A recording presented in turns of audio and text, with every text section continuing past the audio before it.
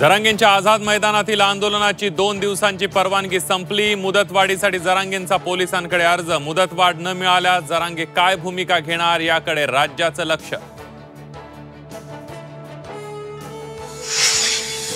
सरकारचं शिष्टमंडळ आणि मनोज जरांगेंची बैठक निष्फळ। तोडगा न काढता शिंदे समिती माघारी। मराठा आरक्षणासाठी मनोज जरांगेंचं उपोषण सुरूच।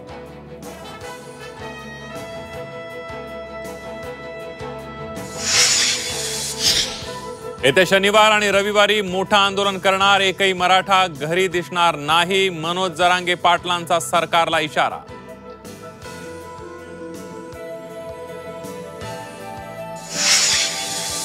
हैदराबाद गॅझेट लागू करण्यासाठी तत्वता मान्यता। शिंदे समितीची महत्त्वाची माहिती।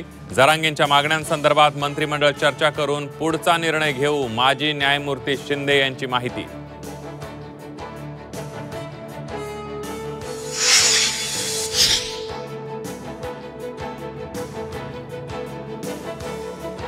सगळ्या गोष्टींची उत्तर तुम्हाला एकनाथ शिंदेच देऊ शकतात।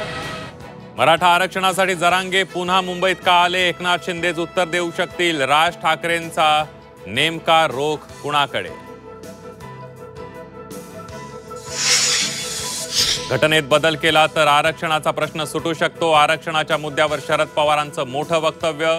संसदेत असे निर्णय घ्यावे लागणार असल्याची पवारांची प्रतिक्रिया।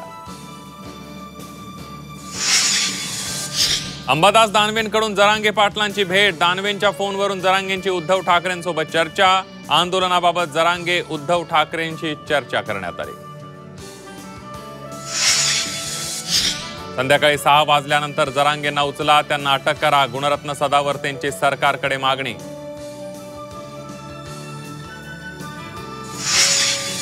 मंत्रालयाकडे जाणारे सर्व रस्ते अजूनही बंद। रस्त्यावर बॅरिगेड्स लावून पोलिसांकडून नाकाबंदी। सुरक्षेच्या कारणास्तव पोलिसांकडून रस्ते बंद।